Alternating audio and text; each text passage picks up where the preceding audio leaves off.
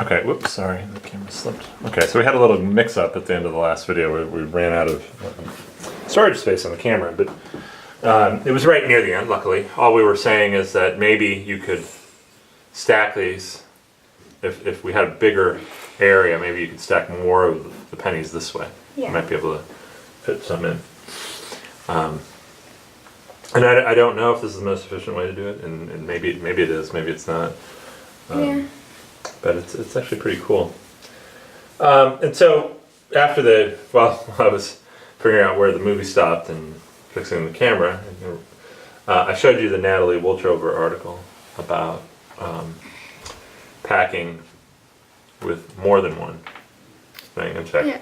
what was that article about? Can you tell me something that you saw in there? So there were these patterns. They were like hyper-uniform patterns. Yeah, that was their name, hyper-uniform. And they weren't random, like clumps and sparse areas, but they weren't like grids. They were jumbled around in a way that was not quite random, but not quite a grid. And what So did it was in between. What did you see in that article? Well, the article was about the colors in chicken eyes and trying to figure out the pattern in how the colors are distributed. Yeah. So a biologist was studying chicken eyes. Birds actually have really incredible eyes. Like, what's a bird that you have heard has really good eyes? Hawks. Hawks You can have really see good. stuff far down. Yeah, I think the article actually says that eagles can see a mouse from a mile away. Oh.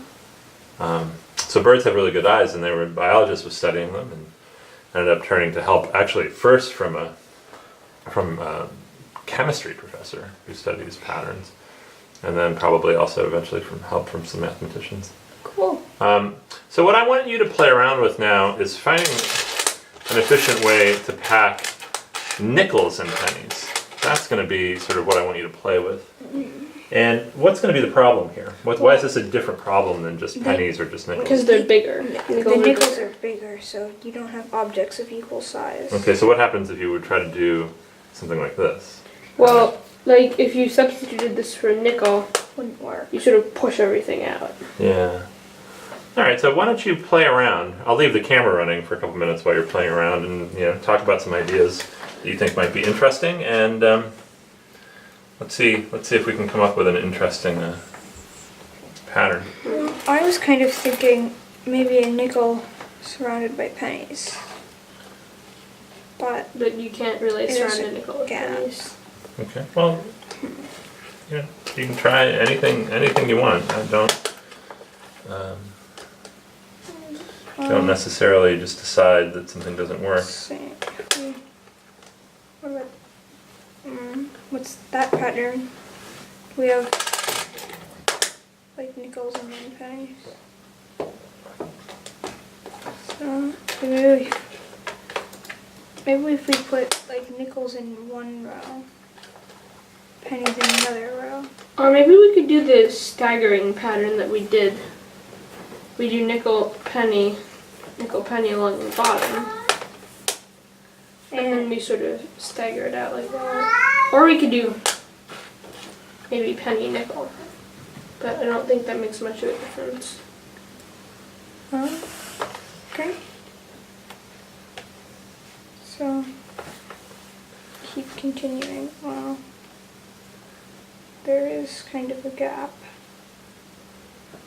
And you have to kind of pack them like that. And how far are we going? Yeah, I don't want to restrict you on this one. You can sort of go as far as you want. Let's see. So that one seems kind of This efficient. seems to work. It's kind of efficient. How would it continue? Well, We just put maybe like up, like if you build it up more. Yeah. Well, you could just sort of copy the first row. yeah. And you end up with this. Right. No. When you have this here. Well, remember in the last one we had the staggered rows? So that it looked like this. But that's not really the pattern. Well, okay. So this is one possible pattern. Why don't you do one more row above that to demonstrate what the pattern you saw?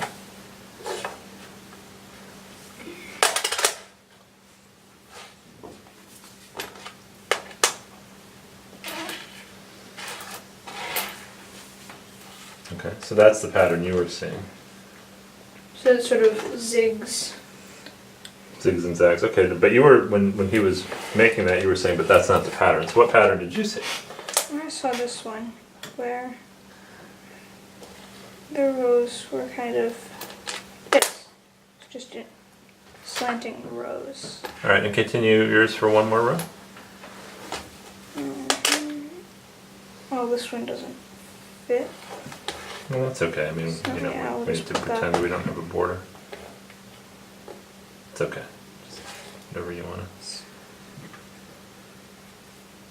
to. The border is there just to kind of help us Line them up. line them up. Yeah.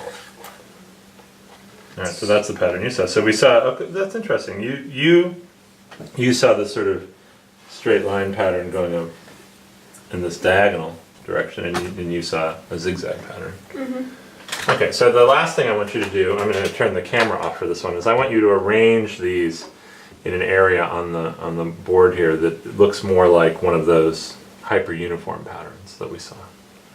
Okay. So like this would be like we're pretending we're making a bird eye, but there's only two colors that the bird can see. Okay.